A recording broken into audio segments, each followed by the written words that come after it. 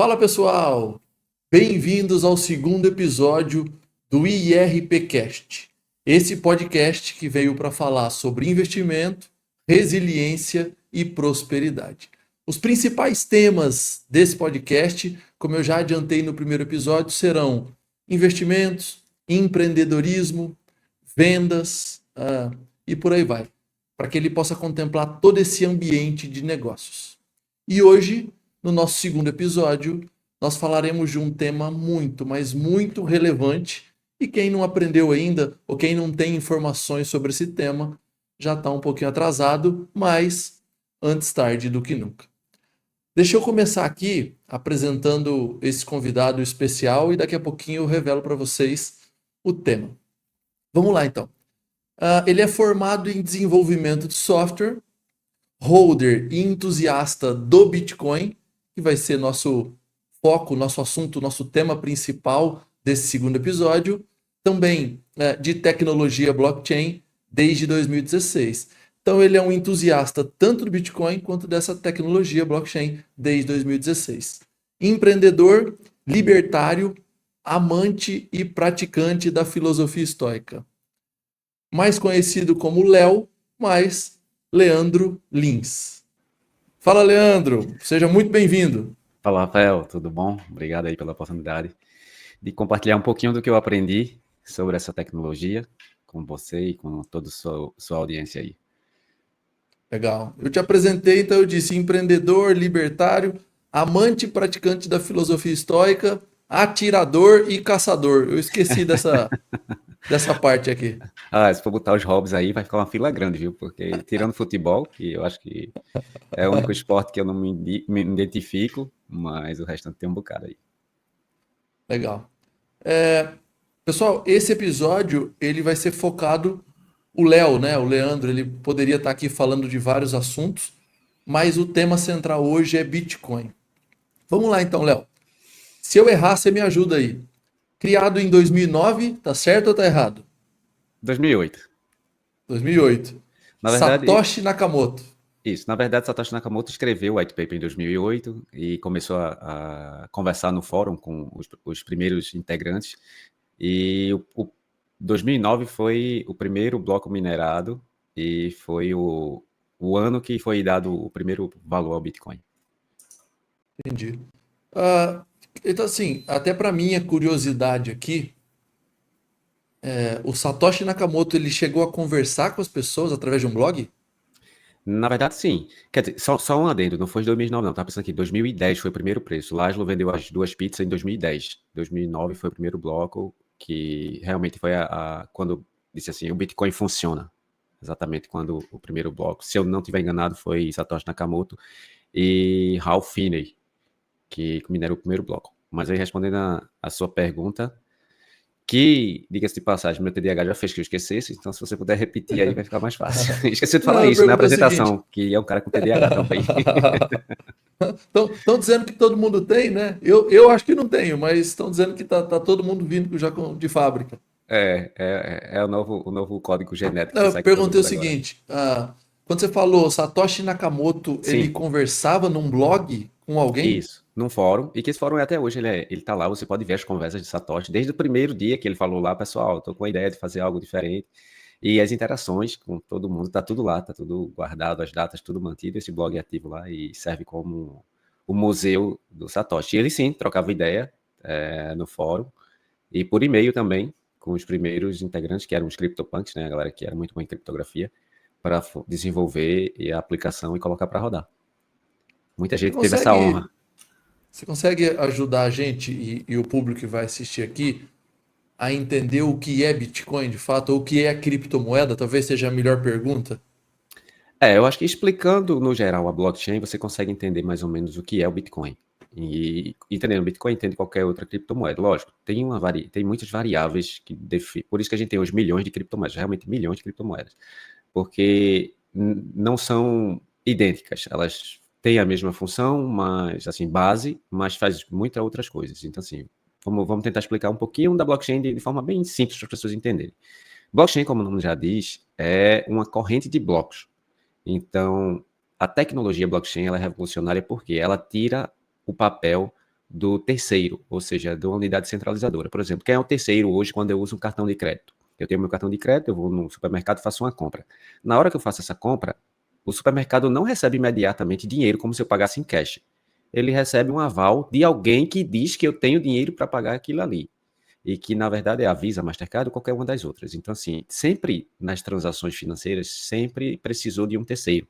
Quando eu passo um cheque, então, tipo, quem é o terceiro? É o banco. Então, tipo, meu cheque não tem valor nenhum, desde que o banco assuma que aquele cheque pode ser transformado em dinheiro. Então, sempre tem uma terceira pessoa que era responsável pelas transações. O Bitcoin veio justamente para fazer isso. A blockchain tira essa terceira pessoa da jogada e todos os processos são feitos de forma autônoma. Então, digamos que a criptomoeda e o Bitcoin é uma maneira de você transacionar com pessoas, valores, e que esses valores ficam gravados na blockchain. Aí você pergunta, mas essa blockchain não tem um terceiro também que fala Bitcoin é a primeira moeda descentralizada da história, porque realmente não tem unidade centralizadora, não tem um banco, não tem um governo, não tem um estado, uma casa da moeda que emite, é um conceito que se a gente for entrar aqui vai se estender muito, mas se for necessário a gente explica, que você tira a centralização e todas as pessoas hoje que têm um nó que a gente chama, ou uma máquina de minerar Bitcoin, ajuda a manter essa rede descentralizada. Então, quando eu faço uma transação com você, eu sei que parece, para quem está vendo pela primeira vez, parece um pouco confuso, mas tentando explicar mais simples, é o seguinte, eu mando uma transação para você digitalmente. E aí, quem garante que eu não posso mandar essa transação para outra pessoa? Então, a blockchain faz justamente isso. No momento que eu mando uma transação para você de uma criptomoeda, a blockchain verifica se eu tenho esse saldo, a própria blockchain, vendo que eu tenho esse saldo, ela compartilha para todas as outras pessoas, dizendo, ó, o saldo que o Leandro tinha, ele não tem mais. Então, se eu tentar transferir novamente, assim como eu posso copiar uma foto e mandar para 30 pessoas, a blockchain vai dizer, ó, esse cara já mandou para Rafael e ele não tem mais direito a mandar para outra pessoa. E aí a minha transação é recusada porque eu não tenho mais o fundo. Então, é mais ou Entendi. menos isso. Eu sempre acreditei, Léo, e aí, assim, até eu quero saber se você partilha dessa mesma opinião, que dinheiro é uma ferramenta e o valor do dinheiro ele vai ser atribuído através de uma crença sobre o dinheiro. Vou dar um exemplo. Vou dar um exemplo. Por exemplo, na Venezuela, o dinheiro, uma nota de 100 pesos venezuelanos, ela continua do mesmo tamanho, feita pelo mesmo papel. Então, assim, ela não tem nenhuma mudança física. Só que o povo venezuelano, inclusive, e o mundo, eles não acreditam mais no país, na instituição, então ela perdeu completamente o valor. Assim como eu vejo, pelo menos na minha opinião, Bitcoin. O que leva, porque assim, uma vez que a gente conversava isso aí nos Estados Unidos, quando eu estive aí, uma vez que o dólar também não está lastreado em nada, o Bitcoin também não está lastreado em nada, me faz acreditar que a unidade monetária, né, o dinheiro, seja ele dólar, libra, ah, peso, real, ou até mesmo o Bitcoin, eles têm valor através de um sistema de crenças e de confianças. Sim e não. Muita gente acha que o Bitcoin não tem lastro, mas na verdade o Bitcoin tem sim um lastro. Mas para a gente entender melhor esse lastro, vamos entender o dinheiro, do lastro do dinheiro e quando ele perdeu esse lastro, né? Porque até o próprio dólar, se a gente parar voltar um tempinho atrás, a gente vai ver que tipo já existia sim um lastro, não existe mais hoje, mas existia um lastro. Então isso começou lá atrás, né? Se a gente for falar da história do dinheiro, a gente começou lá na parte dos escambos, na parte de agricultura, que aí veio surgindo as primeiras moedas, que começou com boi na antiga Grécia, depois foi amêndoas. Não sei se a galera sabe, mas amêndoas, o que a semente, a oleaginosa que a gente come, já foi moeda de troca. Depois foi semente de cacau, e teve muito tempo que passou o sal sendo uma moeda, principalmente no Império Romano, né? Que daí veio a palavra salário, que é justamente porque o sal era a moeda. Então, assim, ao longo do tempo foi surgindo centenas de moedas, cada lugar tinha uma moeda específica, mas qual era o problema dessas moedas?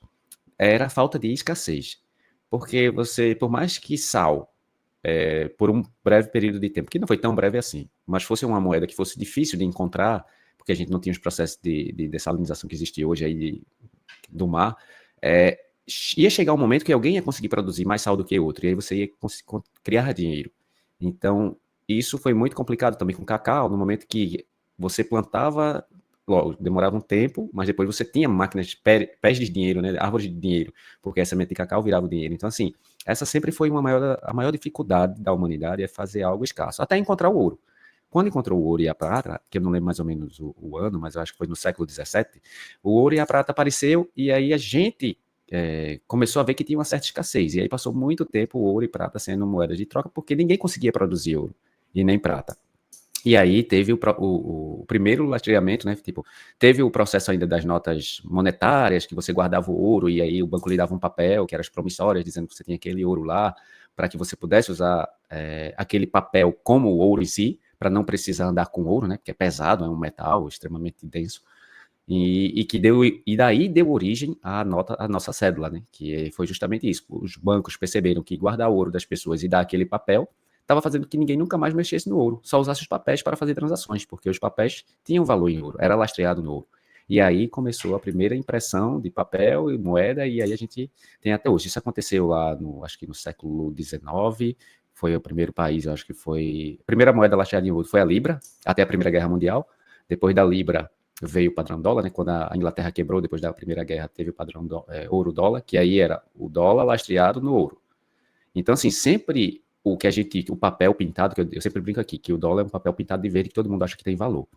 Mas ele já teve valor. Com uma nota de $100 ou de $5, você poderia ir no banco até 1973, 71, Nixon aboliu o padrão ouro. Mas ainda você ainda trocava cédulas por ouro. Mas em 76, 78, eu não lembro agora, acho que foi 76, isso, 76, foi abolido totalmente a conversibilidade de dólar em ouro. Então, em 1976 é quando realmente o dólar passa a não valer mais nada lastreado, ou seja, ele perde totalmente seu lastro, porque você não conseguia mais trocar por ouro. E aí, o que aqui significa? Que o Fed e os bancos americanos podem criar dólar à vontade, lógico, mantida a devida proporção, mas podem criar à vontade e de forma infinita. Então, não precisa mais ter ouro para isso. O que é que isso acarreta? Inflação, que é justamente a oferta de moeda ser muito maior do que a demanda e o preço intrínseco daquela nota tende a cair. Ou seja, ela continua sendo a nota de $100, mas ela não compra mais do que comprava antes. Ela vai perdendo um valor. O Bitcoin, por ser digital, muita gente acha também que, tipo, não, mas então o Bitcoin não é lastreado em ouro, não é lastreado em nada, então ele não tem lastro, porque dá a impressão que não tem. Mas do mesmo jeito que para produzir moedas lastreadas em ouro, você precisava ter ouro no background, para produzir Bitcoin a gente precisa de um recurso. Qual é o recurso? Força computacional. E força computacional exige o quê? Para funcionar. Energia. O Bitcoin é lastreado em energia elétrica. Então, por mais que você queira produzir Bitcoin, se você não tiver uma força computacional extremamente compatível com o hash rate hoje, que é a taxa de processamento, e energia elétrica suficiente para isso, você não cria Bitcoin. Então, quando a gente fala que uma moeda não tem lastro, é porque o dólar não precisa de nada, muito menos de energia, até com um celular, lógico, tem um pouco de energia ali, mas tipo, com 1 centavo de energia eu crio $1 bilhão, diferente do Bitcoin, que é quase equivalente no momento que você minera o gasto energético com que você tem de recompensa. Mas a longo prazo você tende a ter uma valorização do ativo e compensar o valor gasto energeticamente. Não, é interessante. Eu fiz essa provocação para você pelo seguinte: quem está ouvindo a gente aqui, muita gente se questiona sobre o lastro do Bitcoin. Mas as pessoas não pararam para perceber que o próprio dólar, que é a moeda do mundo, já não tem mais lastro em nada. E pelo que você explicou, hoje, assim, guardadas as proporções, dá para entender que o Bitcoin tem um lastro maior do que o do dólar. Ele é mais lastreado, porque de fato, todo mundo também acha que imprimir dinheiro é uma grande impressora produzindo papel, mas as pessoas não estão se lembrando de que o dinheiro físico ele está praticamente fora de moda, né? Então, com um clique, que foi o que os Estados Unidos fez, né, no período da pandemia, com um clique as pessoas conseguem criar 2 ou 3 trilhões de dólares. Isso é exatamente. E quando você fala hoje o Bitcoin parece estar mais lastreado do que o dólar, na verdade ele não parece, ele está, porque hoje o lastro do dólar é nada, você confia hoje num político. Hoje as pessoas só aceitam receber dólar porque ela ainda acredita que o supermercado vai aceitar receber esse dólar que ela está recebendo. É só uma questão de confiança entre as partes. No momento que, assim como em alguns países, pronto, o que aconteceu com a Venezuela, No momento que alguns comerciantes não aceitam mais aquela moeda, por mais que as pessoas continuem recebendo naquela moeda, elas tendem a não querer mais usar aquela moeda, porque não é a moeda que garante a você alguma coisa, é a aceitação do que o que você quer, alguém vai querer essa moeda. Então, hoje tem Exatamente. essa Então, troca. mas veja, eu voltei na minha tese, né? O dinheiro, seja ele o Bitcoin, seja ele o dólar, seja ele o peso venezuelano, O ouro, o ouro, se as pessoas perderem a crença, se elas acreditarem que aquilo não vale mais, acabou. exatamente. E isso é muito interessante, porque como você explicou, enquanto havia o lastro do ouro, existia algo que dizia, olha, esse dólar vale, porque ele está baseado nessa quantidade de ouro. Então hoje o dólar não tem lastro, o real não tem lastro, moeda nenhuma tem lastro, e eu nunca tinha ouvido essa parte, cara. O Bitcoin, para ser minerado, ele tem um lastro enorme em energia elétrica, porque senão você não consegue produzi-lo. Isso, exatamente.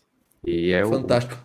um lastro que inquestionável, porque qualquer diferente do ouro, que por mais que em 71, por exemplo, antes de Nixon entrar com esse processo, as pessoas dissessem, não, esse dólar está lastreado em ouro, você não tem como conferir que o dólar está lastreado em ouro, você não sabe quanto de ouro tem lá. Já o Bitcoin não, você consegue exatamente saber quanto está sendo gasto de energia elétrica para fazer a mineração de um bloco devido ao hash rate, que é a força computacional. Então, assim, é mais plausível, é porque como é muito novo, e a gente veio durante muitos anos, né, quase 3 décadas, eu acho, da internet no Brasil, as pessoas copiando tudo. Tudo se copia. Então, achava-se que dinheiro também na internet se copiaria. Assim como cartão de crédito, meu número posso passar para você e você pega esse meu número e passar para mais 200 pessoas, e enquanto eu não descobri, todo mundo pode usar o cartão, as pessoas achavam que, tipo, não, Bitcoin, no momento que eu mandar pela internet para Rafael, eu posso mandar também para João, eu posso mandar para André, o mesmo Bitcoin.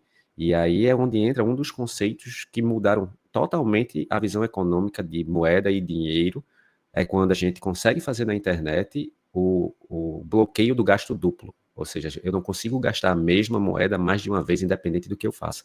Isso foi a maior coisa que a blockchain já fez, que foi o conceito de abolição do gasto duplo, que é justamente a cópia deliberada da internet. Legal. Eu recebo uma pergunta, e já recebi tanto pessoalmente quanto no Instagram, que às vezes as pessoas me perguntavam assim, né? Olha, mas investir em Bitcoin ou comprar Bitcoin é muito arriscado porque ele é volátil. Então era isso que eu recebi de pergunta. E às vezes como eu já tive que responder muitas vezes, ultimamente eu dizia, porque as pessoas dizem assim, eu não vou investir em Bitcoin porque eu sou conservador, né?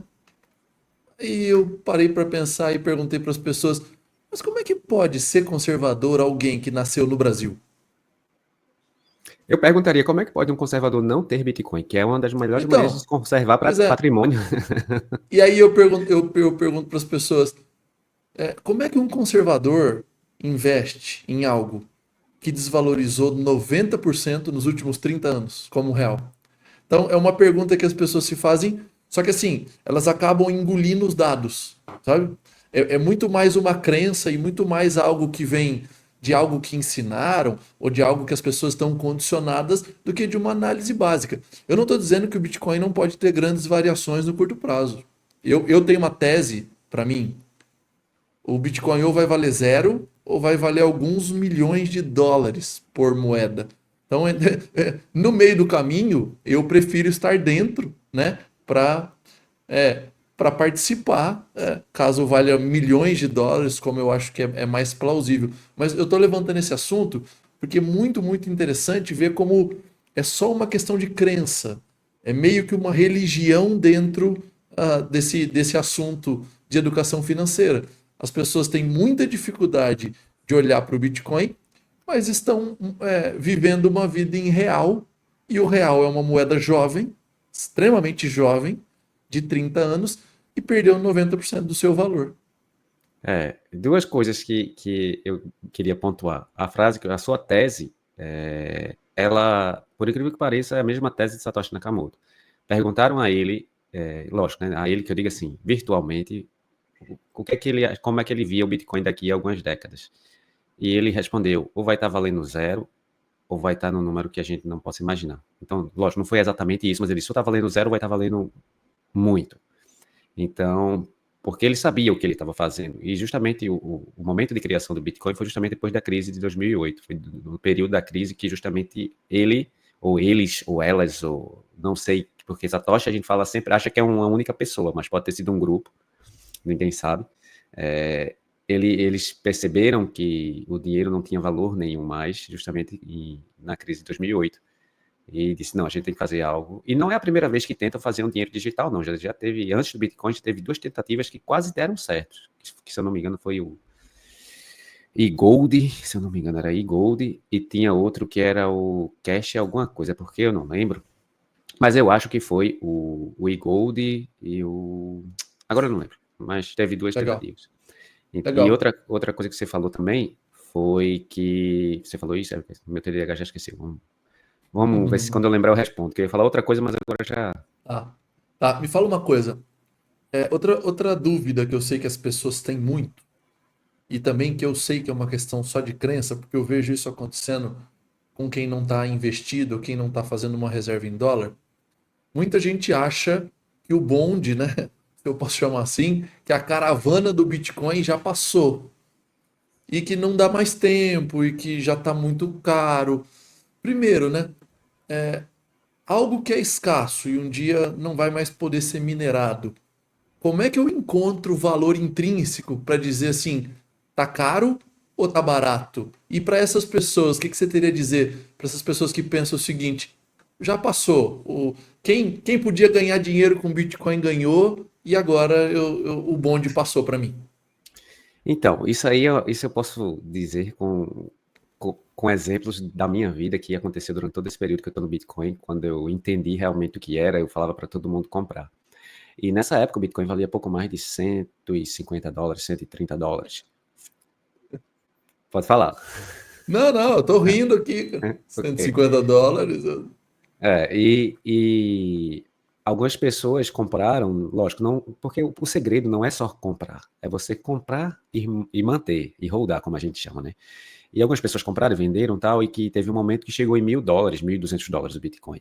E aí, quando eu dizia, cara, compre em Bitcoin, eu sempre falava, Léo, se ainda tivesse 100, $200 naquele tempo, eu compraria. Mas agora $1.000, cara, já passou. Inclusive, usa essa mesma frase, o bonde já passou, cara. Eu não acho que vale mais a pena comprar porque tá $1.000. Mas algumas pessoas que estavam vendo pela primeira vez compravam $1.000. E depois vendia a $5.000. E aí, daqui a pouco, o Bitcoin estava $10.000. E eu dizia, pessoal, inclusive tinha até um aplicativo chamado Clubhouse, que o Bitcoin estava nessa casa aí, entre os 5 e 10 mil dólares, que eu falava, compre como se não houvesse amanhã. Eu sempre falava isso no Clubhouse. E as pessoas diziam, cara, o bonde já passou. Bitcoin, se tivesse ainda $1.000 ou 5 mil, até que vai, mas agora já está na casa dos 10. Então, assim, eu escutei isso, e quando chegou nos 20, aí disseram, agora sim, agora ele não sobe mais, porque 20 é um número absurdo, aí começou as ideias, não, isso aí é uma bolha, não sei o quê. E as pessoas, com 20 eu não compro, já passou. E ele chegou a 50. Aí as pessoas disseram, se tivesse 20, até que eu compraria. Aí disseram, mais de 50 ele não passa. Aí ele bateu 100. Aí o pessoal disse, não, agora aí é o limite. Até ele bater 108 e as pessoas ficaram dizendo, peraí, quando é o limite? Então, assim, a gente vai ouvir isso. Eu vou ouvir pessoas dizendo que quando o Bitcoin bater 1 milhão, dizer, aí já tá bom. Porque tudo se repete. As pessoas, por mais que a gente tente explicar, mas elas dizem, não, mas elas sempre acham que aquele momento é o máximo. Então, assim, Bitcoin vai bater $500 e as pessoas vão dizer, cara, já foi o tempo de comprar, era para eu ter comprado a 100. Que hoje nem tá 100, né? Tá 84. Então, para quem no futuro vai dizer que era para ter comprado a 100, então compra logo agora que tá 84, para quando bater 100 já ter pelo menos $16.000 em cada Bitcoin de lucro. Mas isso vai ser Não, sempre.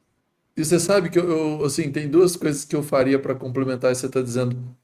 No futuro, se a tese for o que me parece, né, ou o que a gente acredita, por conta da tese, tanto faz quem comprou a 80, a 70, ou a 100, ou a 110, ou, sabe, entende o que eu estou dizendo? No final do dia, se o Bitcoin estiver valendo ali US$ 5 milhões ou US$ 100 milhões, tanto faz se você comprou a 60, 70, 80, 90, a 100 ou a 110. Não vai fazer diferença. Outro exemplo que eu uso, porque essa conversa, Léo, que você está dizendo, ela acontece muito com dólar, para quem é brasileiro. As Sim. pessoas dizem o seguinte: olha, Quando era 1 para 1, se eu tivesse comprado, tudo bem, agora eu estaria aqui em R$ 6, eu teria ganho dinheiro. Aí outros dizem, não, mas até a R$ 3, tudo bem, né? Ainda estava bom. Só que eu me lembro na época de essa conversa ser exatamente como a do Bitcoin hoje. Todo mundo quer comprar quando já subiu. E aí não tem mais coragem de comprar porque subiu demais. Então hoje eu vejo gente dizendo assim: não, o dólar a 6 está muito caro. Se fosse a 4 eu até compraria. Mas a 6 já perdi o tempo. E eu, no treinamento que eu tenho sobre investimentos, para tirar essa dúvida da cabeça das pessoas, para terminar com essa crença, eu pego o gráfico do dólar contra o peso argentino e mostro para as pessoas que durante anos o dólar na paridade com o peso argentino ficou entre 5 e 7 durante muitos anos. E hoje, acho que bateu algo em torno de 1.300 e 1.400. Então eu digo, quem comprou a 3, a 4, a 5, a 7, a 9 ou a 10 ou a 12, tanto faz. Realmente. É uma coisa que eu sempre digo, né? Lógico, isso precisa de um pouco mais de entendimento do Bitcoin em si, das características dele, mas eu sempre deixo claro, o preço do Bitcoin é o atributo menos importante da tecnologia. As pessoas hoje, 99%, e eu me incluo também nesses números, compram Bitcoin para ganhar dinheiro também, para fazer preço. Tipo, você comprar 10 mil, vender a 100 mil. É natural, mas esse é o atributo menos importante da tecnologia. A gente está olhando para um atributo que de todos é o que menos importa. Na verdade, ele é apenas um reflexo dos outros atributos, nada mais do que isso. Agora me fala uma coisa. Se você pudesse voltar no tempo, lá com o Bitcoin a US$ 100 ou US$ 150, quantos Bitcoins você teria comprado? Putz, cara, eu acho que de 10 vezes mais. Cara, o limite ia ser aonde eu pudesse pegar dinheiro. Ia vender provavelmente tudo que eu tinha, pegar empréstimo com quem pudesse, inclusive agiotas, ou seja, qualquer dinheiro que eu pudesse pôr as mãos, eu pegaria. Mas, lógico, né? Porque você sabe o passado, né? Você sabe o que vai acontecer. Mas, assim, Não, existe uma máxima, né, Léo, que tem muitas profissões vão terminar. Isso é sim, certo, né? tem E terminado, né, ao dizem longo do que tempo. isso acho que tem dado para ver, né? Ah, E tem uma brincadeira que eu particularmente gosto que diz que o Bitcoin vai aposentar os agiotas. faz sentido. Não é nem o Bitcoin, eu acho que a blockchain, né? Porque os contratos inteligentes hoje já funcionam como agiota. Você tem a Aave, por exemplo, que é um dos maiores protocolos de empréstimo financeiro, e empréstimo, a gente está falando de empréstimos de bilhões de dólares, não é empréstimo de... Você pode pegar lá $1 emprestado, mas se você tiver condições, não é financeiras, condições técnicas de mostrar para um computador, que na verdade não é ninguém que analisa o seu empréstimo, não. É uma máquina que analisa a sua solicitação. Se você mostrar que consegue pegar aquele valor, fazer uma operação no mercado e devolver a margem que, se eu não me engano, é 0,5%, ou é 0,05%, é uma margem bem baixinha. Para eles lhe emprestam bilhões de dólares. E que esse dinheiro também não é dele. São pessoas do mundo todo, por exemplo, eu tenho 50 milhões de dólares, eu boto lá na Aave para emprestar para as pessoas. E eles me pagam um rendimento sobre isso. E não tem risco de eu perder o meu dinheiro, lógico. O risco é mínimo, é zero. É zero não, é quase zero. Pode acontecer de perder e caso aconteça algo muito catastrófico. Por exemplo, um computador quântico quebre a tecnologia da Aave, a criptografia, então assim, são coisas extremas. Fora isso, não existe risco de perder esse dinheiro. E aí, milhares de pessoas no mundo depositam dinheiro na Aave para a Aave emprestar para outras pessoas que fazem dinheiro. E isso sem intervenção humana de ninguém. Ninguém não passa por um consultor bancário, nem por penhoração de bem, nada. Penhora de bem, nada. Você só vai lá e explica para o contrato, com outro contrato, com um código de computação, e diz, ó, eu quero pegar para vocês 100 mil dólares e eu vou devolver daqui a 20 segundos, que normalmente são transações que a gente chama de transações atômicas. Você pega, faz a operação no mercado, volta e já devolve. Se ela analisar que tudo isso dá certo, o dinheiro está livre para você pegar quanto quiser. Então, assim, tá com os dias contados, mas vai demorar um tempinho. Quem é agiota pode ficar tranquilo, vocês ainda vão poder emprestar dinheiro por mais tempo. Fala uma coisa, Léo. A oferta de Bitcoin, ela é limitada. Quantos Bitcoins nós teremos no mercado e até quando?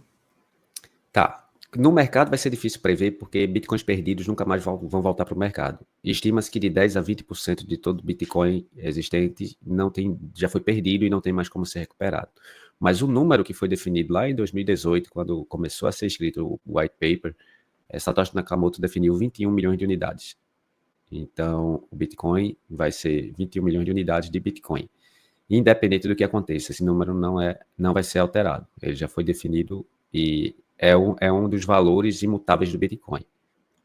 Então, Entendi. mas no mercado, pode ser que fique algo em torno de 15, 16, 17. E ao longo do tempo, as pessoas perdem muito as carteiras e são irrecuperáveis. Então, cada vez mais, teremos menos Bitcoin. Eu vejo o seguinte, Léo, aí para formular uma pergunta legal para você.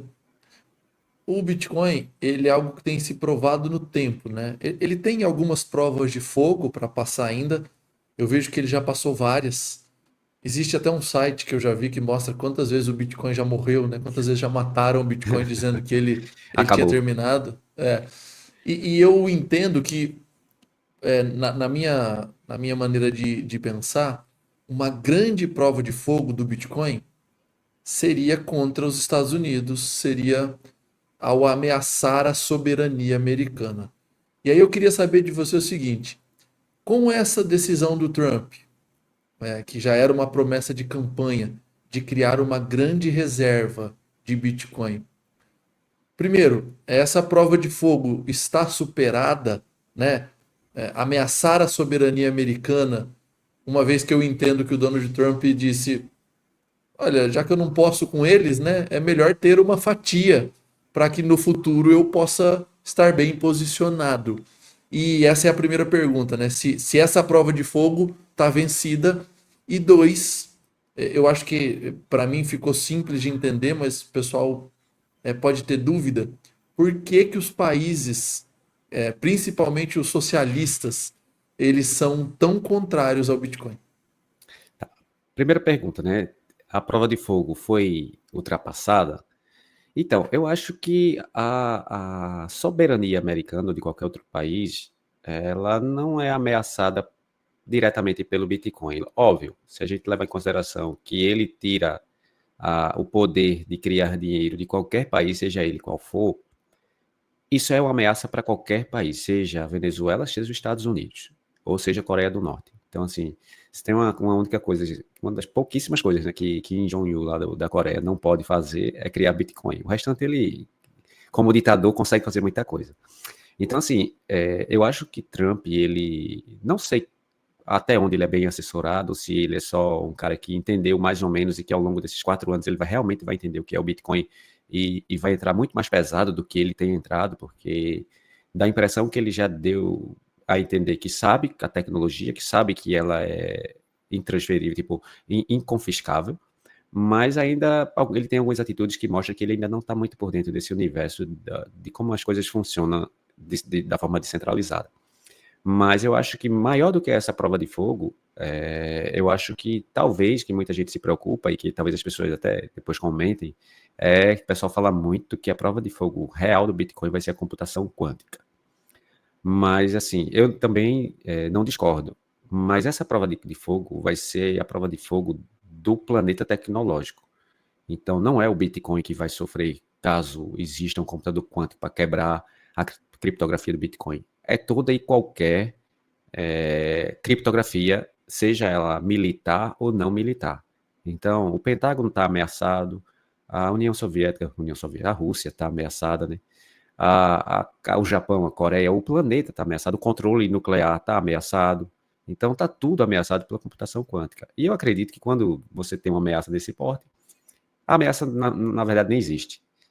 Porque acredito que muito antes do computador quântico quebrar alguma coisa, já vão fazer criptografia quântica para. Então, assim, tem muita discussão nesse universo, o pessoal gosta muito de falar esse nome, mas, assim, eu acho que esse talvez seja uma das maiores provas de fogo. Quanto ao que Trump tem feito, eu acho que ele só sinalizou o que líderes inteligentes já deveriam ter sinalizado há muito tempo, que precisa sim, se eles não querem fazer feito Bukele lá em El Salvador, que botou o Bitcoin como moeda. Ali sim é um presidente que merece aplauso, não porque eu sou Bitcoiner, mas porque as atitudes dele, fora o Bitcoin, as atitudes que ele tomou para o país é digna de realmente um líder.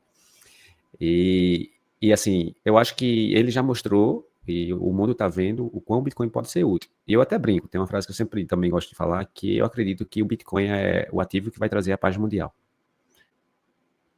Justamente por não ter mais como guerras ser financiadas pelo Estado. Então, tipo, se for ter uma guerra, vai ter que ter um consenso e as pessoas vão ter que abrir mão dos seus bitcoins para que algum país produza armamento bélico, que agora não vai ser mais só imprimir dinheiro. Então, assim, no futuro, talvez que a gente nem veja, eu espero ver, eu acho que boa parte da paz mundial, a responsabilidade vai ser responsabilidade da descentralização, não do Bitcoin em si, porque a gente sabe que pode aparecer algo daqui a algumas décadas superior ao Bitcoin, pouco provável, mas pode.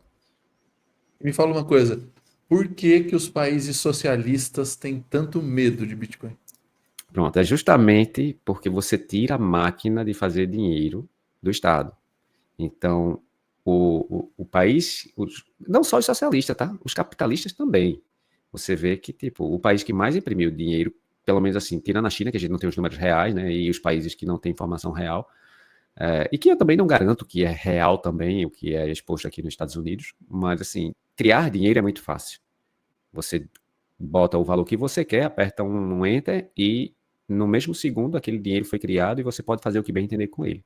No momento que qualquer país, principalmente socialista, tem Bitcoin como moeda que o povo está usando, você perde não só o direito de criar, que é uma perda para o Estado, é o que segura o Estado, é justamente isso. Se o Estado não criasse dinheiro, ele não conseguiria sobreviver. O que faz a máquina pública se alimentar é justamente isso, mas também ele tira um poder também extremo, que é o de você, como é que eu posso dizer, pegar das pessoas, tomar das pessoas usando a força bruta, os meios jurídicos, mas de forma de força bruta, os bens. Então você não confisca Bitcoin, você confisca ouro, você confisca dinheiro no banco, você confisca o que for, até conta na Suíça você consegue confiscar. Bitcoin não, independente se você tem R$1 ou se você tem R$1 bilhão, é inconfiscável, desde que você saiba guardar da maneira correta. Então, eu acho que tirar o confisco e tirar o poder de criar para qualquer Estado capitalista, e principalmente os socialistas, é um tiro na cabeça, né? Não é nem no pé. Me fala uma coisa, hoje nós temos um Bitcoin por volta de US$ 80.000. Eu não olhei hoje o valor, mas 84.250. US$ 84.000 e algo próximo aqui de R$ 500.000 uma moeda, certo? Isso. Uma dúvida que eu sei que muita gente tem, e aí eu acho que você pode ajudar as pessoas aqui a entenderem um pouquinho melhor essa parte, é que as pessoas têm essa ilusão de que elas precisam de muita grana. Porque, poxa, uma moeda, uma criptomoeda, né, do Bitcoin está valendo próximo de R$ 500.000, já até superou a barreira de R$ 500.000, quando superou a barreira de US$ 100.000. Então elas acham que precisam de muita grana para começar. O que que tem de verdade nisso? Ou quanto dinheiro é necessário para começar a investir em Bitcoin? Não, isso é como qualquer outro investimento. Não é uma verdade que você precisa de muito dinheiro para começar nenhum tipo de investimento. A gente tem aí casos de sucesso, não só na área de cripto, mas na área convencional, né, no mercado off-cripto, off-chain que a gente chama, de pessoas que começaram com pouquíssimo dinheiro, que hoje têm patrimônios bilionários. Então, assim, o mais importante de quanto você vai começar é quando você vai começar. E quanto antes, melhor. Então, é o exemplo que você deu, né? O dólar valia 6 pesos argentino há um tempo atrás. Então, os caras dizem assim, não, mas para ganhar muito dinheiro, se esse dólar for para 10, eu tenho que ter muito dinheiro. Se ele for para 14, eu tenho que ter muito dinheiro para pelo menos dobrar. Para ter 2 milhões, eu preciso comprar um. E o tempo mostrou que não era assim. Se você tivesse comprado 100, o dólar subiu 1.400, foi para 140%. Foi 140%, não foi de aumento? Saiu de. Não, 250% mais ou menos no peso. Saiu de 7 para 1.400. Não, não, ele acho que 2.500%. subiu 2.500%. Isso, 2.500%, é. Então, assim, se você tivesse comprado pouco e tivesse só esperado, você teria uma grana. Então, assim, é o que o mercado sempre faz, né? O mercado tira dos impacientes para dar para os pacientes. Então, independente de quanto você tem disponível hoje, e compra um pedacinho, pega um pouquinho do teu patrimônio, seja ele quanto for, um pouquinho da tua reserva, compra Bitcoin para ir entendendo, mas compra. Não espera baixar, ou espera subir, ou espera ter muito dinheiro. Que durante o processo de você acumular muito dinheiro, o Bitcoin não vai estar esperando, ele vai estar subindo. Então, o pouco que você já tem já ajuda a subir mais um pouco. O melhor dia para começar a investir foi ontem, né, Léo? E o segundo É, melhor dia é é hoje. hoje. É, exatamente. Eu sei que não é uma cultura muito brasileira isso, né? Até porque eu acredito que é justamente por conta dos salários serem muito baixos no Brasil. O pessoal fala, não, a cultura do brasileiro é não investir. Mas é porque não sobra. Eu acho que se os salários aí fosse, sei lá, em vez do salário mínimo ser 1.000 e pouco, fosse pelo menos 6.000, 7.000 reais, eu acredito que ao longo do tempo a gente já teria a cultura de poupar, porque você não ia gastar isso todos os meses. Você teria, no mínimo, uma poupançazinha de 25% ali, 30%, talvez até mais. Então, acho que essa cultura de não poupar não é culpa só de uma cultura econômica, é uma culpa social também, do salário. Lógico, a moeda que é fraca, né? A culpa não é do salário. A moeda ser fraca é uma questão muito abrangente, mas eu acho que, por mais que a gente não tenha esse hábito, é interessante a gente iniciar e começar a ter. Legal. Eu vou te fazer uma pergunta agora, que assim, eu acho que nem todo mundo está preparado para ouvir a resposta, mas mesmo assim eu vou fazer. Espero saber responder. É, não, é que para quem vai ouvir, com certeza vai machucar um pouco. Nós temos dois tipos de inflação. Uma é a inflação divulgada, no Brasil divulgada pelo IBGE, através do IPCA, e nos Estados Unidos também divulgada pelo órgão responsável. No mercado de investimento, né? Eu digo assim, renda fixa, ações, fundos imobiliários. Qual segmento você tem visto bater com consistência a inflação real? Eu sou suspeito para falar porque podem achar que é justamente porque é o mercado que eu tô, né, há alguns anos, mas não só bater, como superar com um, 2 e 3 dígitos, dependendo de que ativo você compra, são os ativos da tecnologia Web3, né, que é a blockchain. Eu sempre brinco, às vezes eu estou numa reunião aqui de negócio com as pessoas que trabalham com real estate e eles falam, cara, eu estou com um negócio fantástico aqui, um imóvel aqui, que se você não acredita, a gente consegue fazer 50% no ano, cara, coisa que, porque normalmente é 30%, é assim, Vinte. quando alguém acha 50%, as pessoas até desconfiam, não, cara, não pode ser 50% ao ano.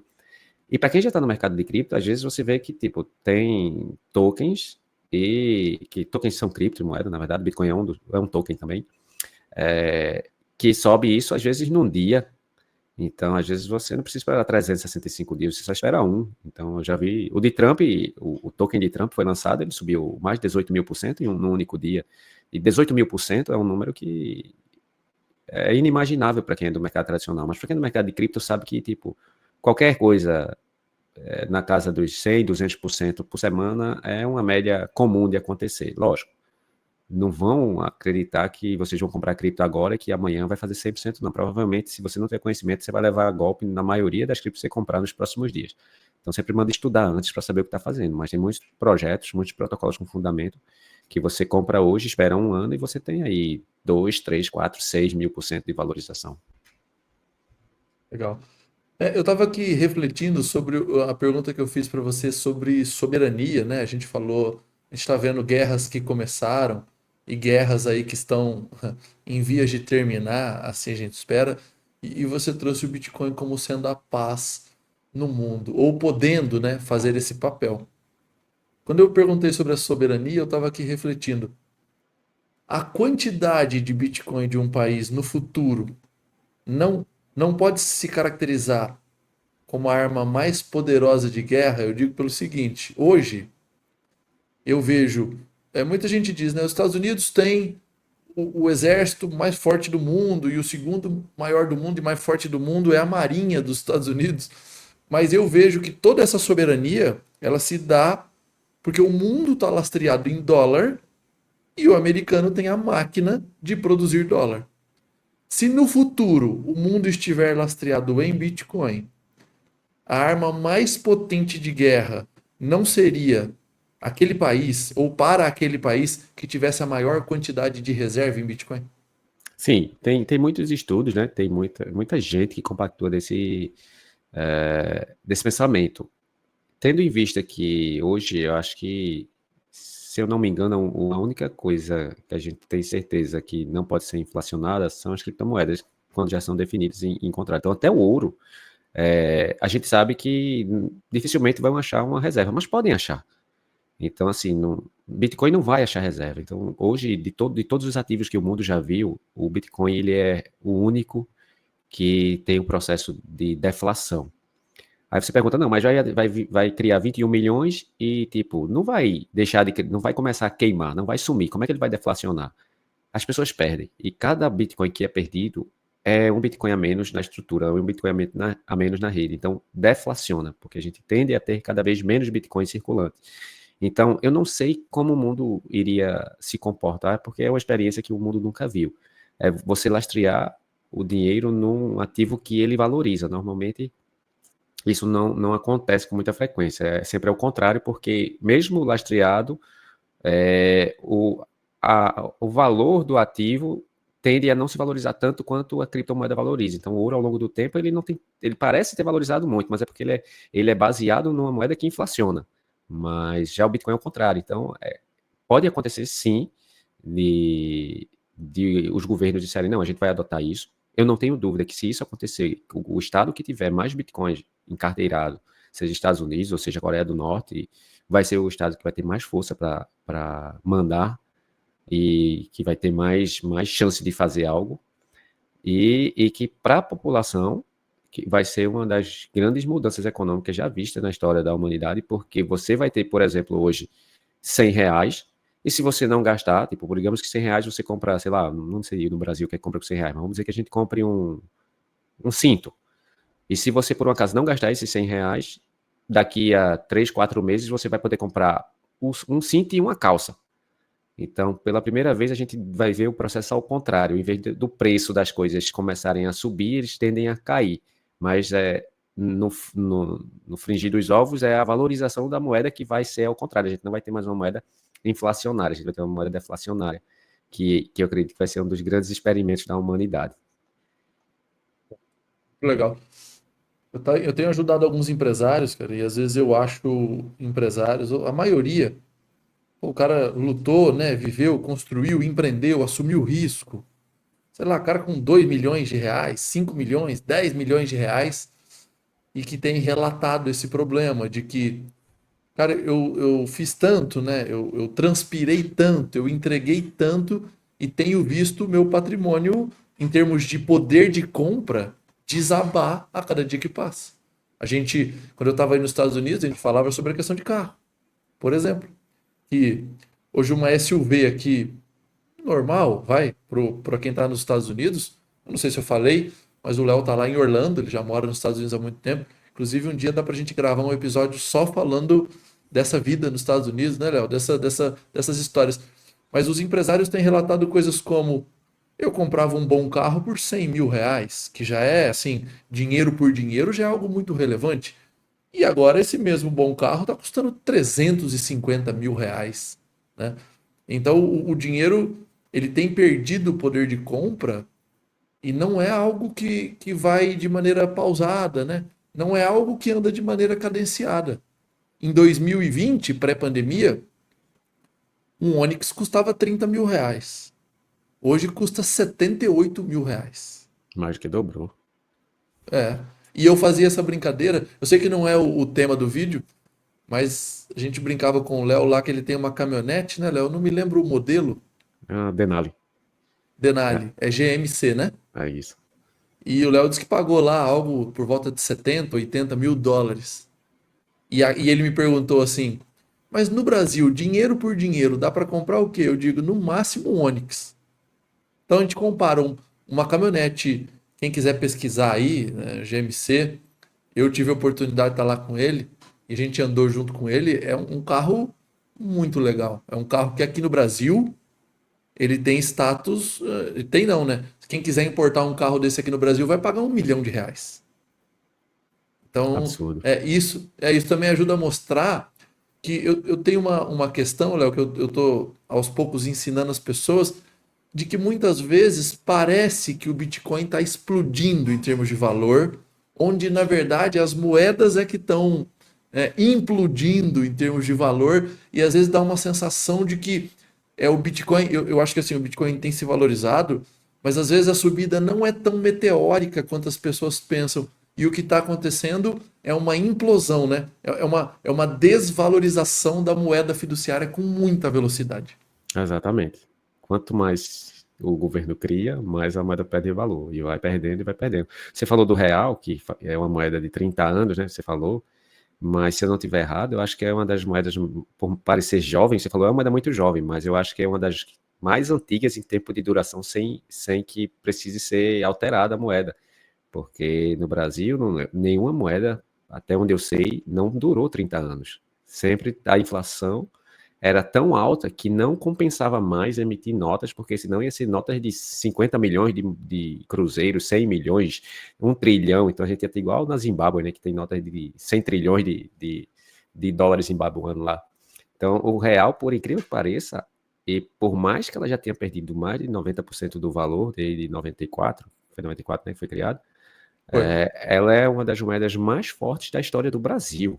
Isso é inédito. Então, assim, eu sei que isso não serve de consolo, porque isso só quer dizer o seguinte: se fosse antes, você não teria mais quase nada do que tem, graças a não sei nem por que razão, que isso é uma coisa que era também, ninguém sabe explicar por que aconteceu o real, que era contraintuitivo para o país, mas hoje é a moeda mais velha que o país já teve. Me fala uma coisa, Léo.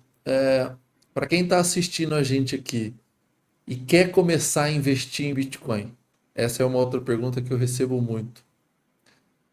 O que que eles precisam fazer para começar a investir em Bitcoin? Tentar resumir o processo assim, de maneira simples, né?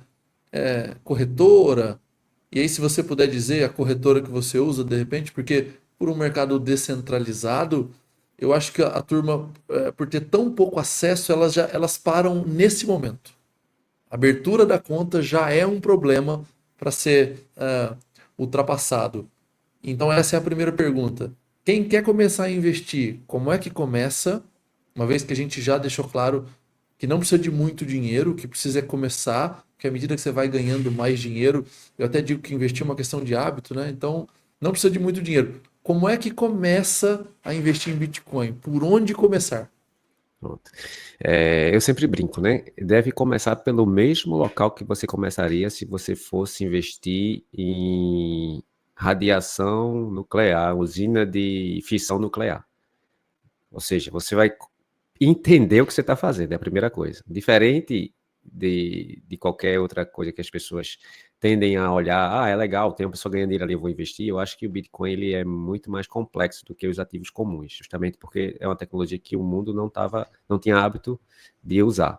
Então, o primeiro investimento é você estudar a tecnologia, você gastar 50, 100 reais com um livro, um ou dois livros, e aí você entender como funciona, ler, reler, quando tiver base suficiente, aí sim, aí você procura uma corretora.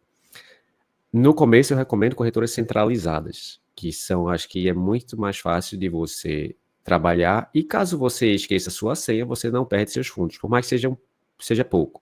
Também recomendo iniciar com pouco, então não precisa colocar muita grana para começar. Começa de pouquinho, vai testando, vai brincando de transferir entre uma corretora e outra, vai fazendo isso entre 3 corretoras, entre 4, começa a entender como é que se movimenta dinheiro no universo da blockchain e como é que isso realmente é disruptivo. Depois de entender as corretoras centralizadas, aí pode ir para as corretoras descentralizadas. E qual é o problema da centralizada e o da descentralizada? Uma corretora centralizada é aquela que, para você fazer uma conta, você precisa mandar seus documentos. Você precisa se identificar. Então, isso serve como uma segurança que, caso você esqueça sua senha, caso você perca, caso aconteça qualquer coisa, você tem como provar que você é você e que a corretora pode dar uma nova senha para você. E qual é o problema disso? É que os fundos também não são seus. É igual ao banco. Você tem seu dinheiro no banco, mas o dinheiro aparenta ser seu, mas na verdade ele é do banco. Ele só é seu quando o banco consegue lhe pagar. Se porventura no meio do caminho você estava no Lehman Brothers da vida aqui na crise da bolha imobiliária, você não ia ter mais seu dinheiro no banco. Então, assim, a mesma coisa é uma corretora centralizada. No momento que você manda seus documentos, você identifica que você é você, a corretora pode liberar para você o dinheiro a hora que você precisar, desde que a corretora esteja lá. No momento que a corretora falir, o seu dinheiro vai junto. E aí vai ter que acionar a justiça, é um problema complicado.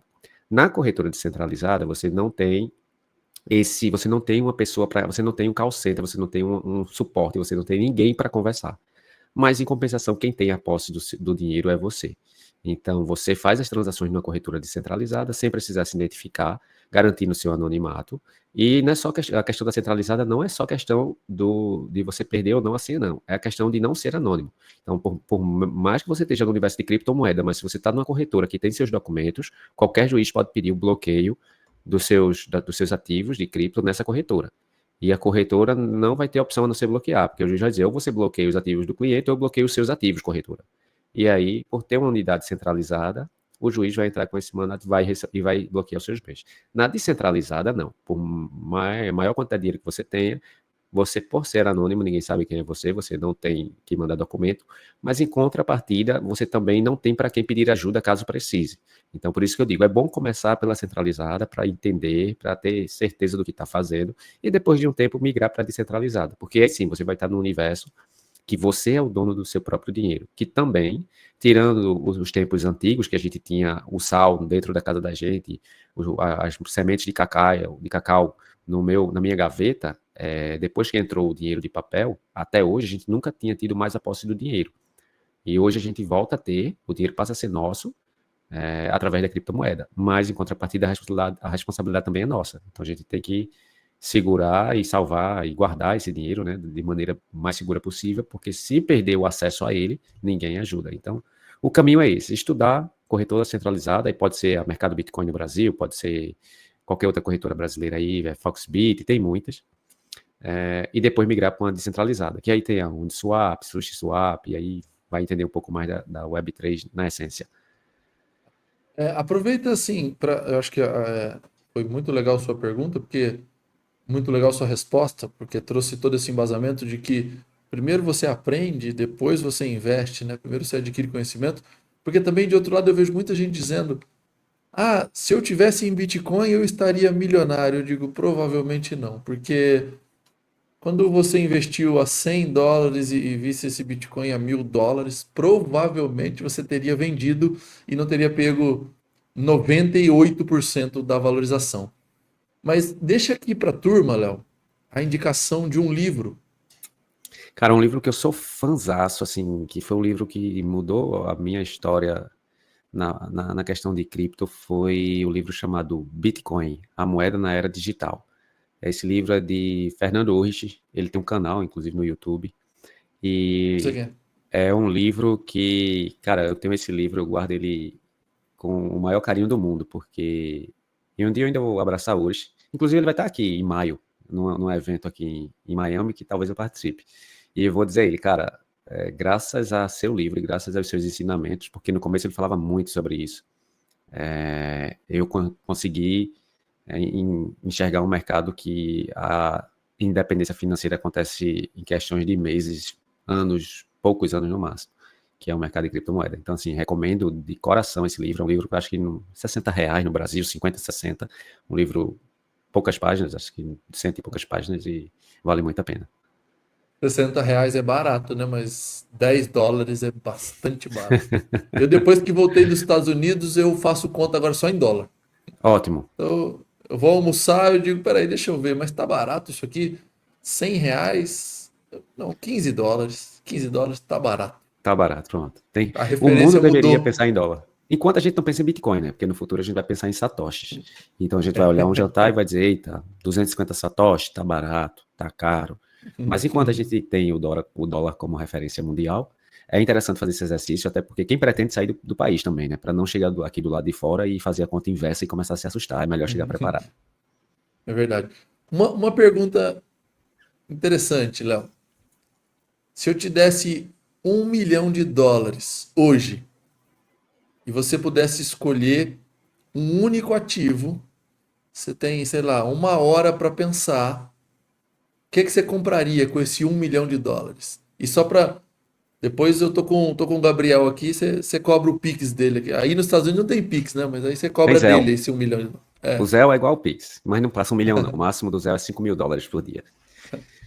Ó, com US$ 1 milhão hoje, se eu tivesse. Mas teria que investir hoje ou poderia aguardar para um O cara protocolo que eu tem. estou sabendo que vai sair daqui a algum tempo? Não, não, não, não. Tem que ser agora. Você teria 10 minutos para alocar US$ 1 milhão e pode ser em um único ativo.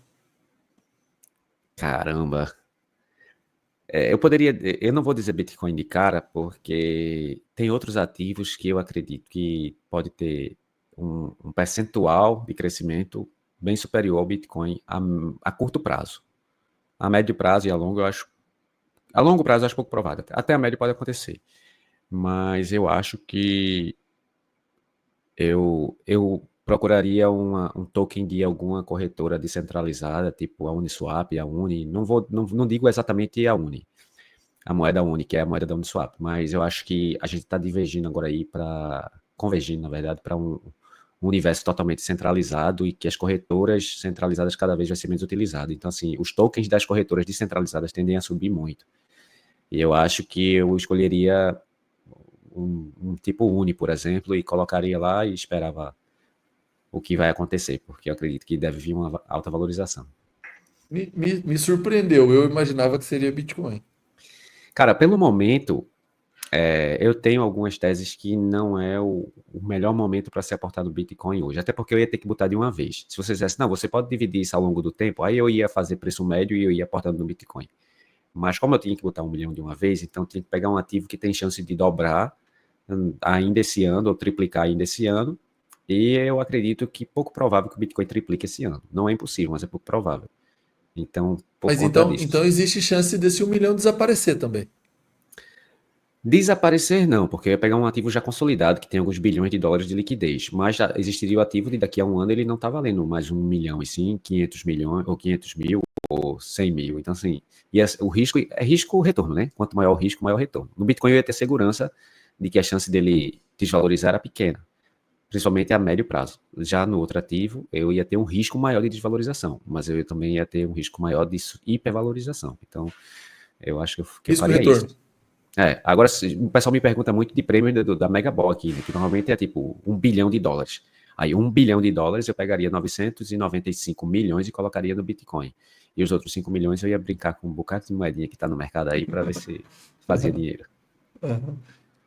Léo, para as pessoas que quiserem te encontrar, para as pessoas que quiserem saber mais sobre esse assunto, eu não sei se você fala sobre isso na internet ou se já falou, né? Ou se vai voltar a falar, mas onde é que elas te encontram? Então, eu comecei um projeto de ser youtuber em 2021. Foi 2021. Montei um canal, comecei a gravar uns vídeos, principalmente sobre mineração, comecei dessa parte técnica, mas em menos de um ano, acho que com 6 meses, eu parei de postar vídeo, fazendo uma coisa ou outra, correria, vendo outras coisas e desandei com o meu canal. Eu tenho muito essa vontade e acredito que esse ano eu vou retomar esse canal. Ele chama Liberdade Radical, que está no YouTube. Tem meu Instagram também, que é Leandro S. de Sapo Lins, tudo junto, Leandro S. Lins, que também está desatualizado, porque assim, eu me desliguei das redes sociais há uns 2 anos atrás, e aí não tenho postado nada com frequência, porque estou finalizando um projeto em blockchain, diga-se de passagem, e aí eu faço parte da parte de desenvolvimento desse projeto, é uma equipe muito grande, e eu cuido da parte de estruturação blockchain e tokenização. E aí não deu tempo de reativar tudo. Assim que esse projeto passar, que eu acredito que em 1 ou 2 meses, eu volto a postar conteúdo tanto no Instagram quanto no YouTube. Mas assim, meu Instagram tá lá, quem quiser tirar dúvidas é só perguntar, eu respondo sem nenhum problema, a gente conversa e eu estou à disposição também no canal, mesma coisa que os meus 2 canais de acesso estão abertos, só não estão atualizados. Legal.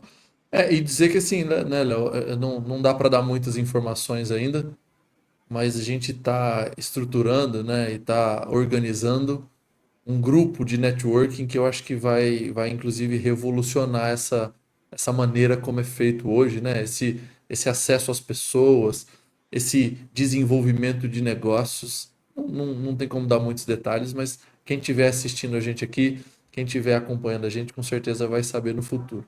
Agora me fala uma coisa. Me fala uma pergunta que você gostaria de ter respondido e eu não fiz. Cara, Eu falei que eu, era saia justa, né? Eu falei, olha, o é, negócio lá vai ser.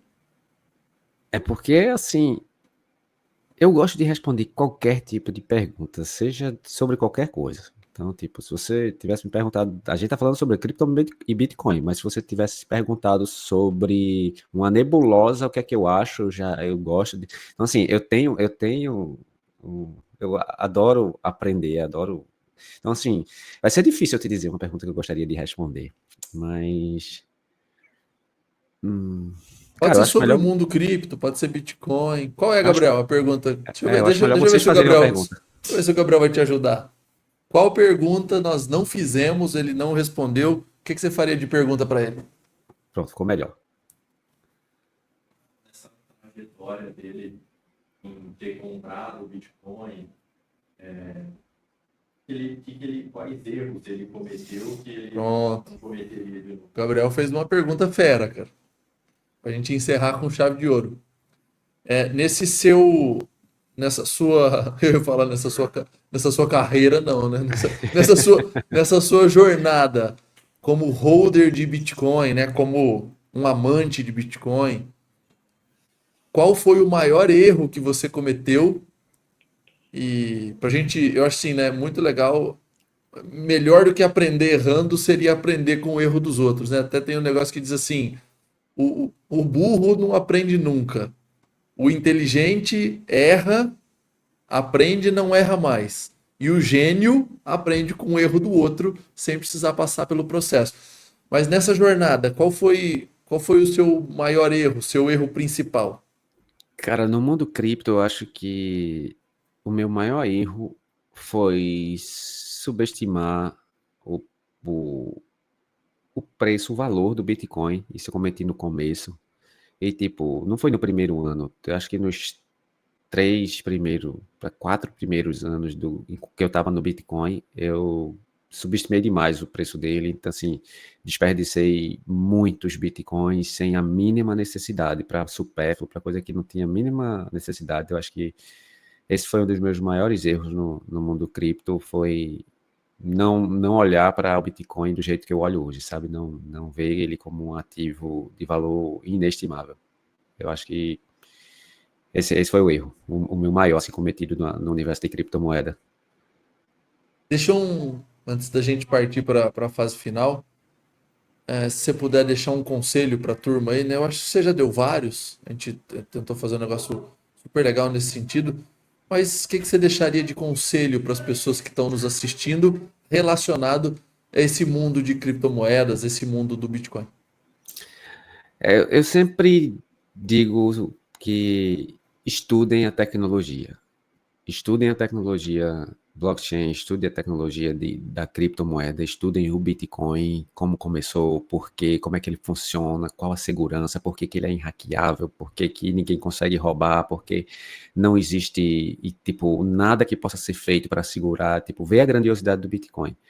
Porque eu não sei em que você investe, mas se você não está nesse mercado, a grande virada de chave dos próximos anos vai ser para as pessoas que estão nesse negócio. É como a corrida do ouro, sendo que agora você não precisa sair de dentro de casa com uma pá para cavar. Do mesmo jeito que teve aí no Brasil há umas décadas atrás a corrida do ouro, e muita gente ficou milionária, e alguns até bilionários, a gente está numa corrida do ouro muito mais tranquila. Você só precisa estar na frente do seu computador e ter um pouquinho de tempo para estudar a tecnologia, porque a sua independência financeira depende muito mais da descentralização do que qualquer outra coisa que você esteja fazendo hoje. Legal. Cara, Léo, assim, de coração, cara, te agradecer por essa aula aí, por essa participação. É Esse é um isso. projeto novo, mas que eu tenho feito assim com muito carinho, sabe, com muito amor, porque eu tenho um desejo que é mudar a vida das pessoas através de conhecimento. Aqui no Brasil, principalmente, tem essa briga, que as pessoas acham que o que muda a vida delas é política, o que muda a vida delas é algo que outra pessoa faça. E eu tenho a opinião de que o conhecimento muda a nossa vida, o conhecimento ele pode destravar uma série de caminhos, como aconteceu no seu caso. Então, te agradecer de coração por essa participação, por essa aula e dizer que provavelmente foi a primeira de muitas participações, porque eu tenho certeza que você tem muitos outros assuntos para a gente poder bater um papo aqui. E quem sabe o próximo a gente faça pessoalmente, né? Porque a logística não é tão simples, né? Mas quem sabe um próximo aí a gente faça de maneira presencial. Não, beleza, Rafa. Foi um prazer estar aqui com vocês. Espero ter respondido as perguntas de maneira que às vezes eu não sou muito didático, sabe? Espero, devido à complexidade técnica do assunto, às vezes eu entro muito na área técnica e aí as pessoas ficam dizendo, cara, ele falou tanto e eu não entendi nada. Mas se alguém teve alguma dúvida, se alguém pode deixar aí nos comentários, pode fazer as perguntas que eu pessoalmente vou lá e respondo também, se for direcionada para mim. E tiro todas as dúvidas que eu não pude tirar aqui nesse tempo que a gente está conversando, mas eu tentei entregar o meu melhor. Legal. O nosso objetivo, né, Léo, acho que o grande objetivo aqui é plantar uma semente na cabeça das pessoas, só que a gente não pode ficar responsável por regar, né?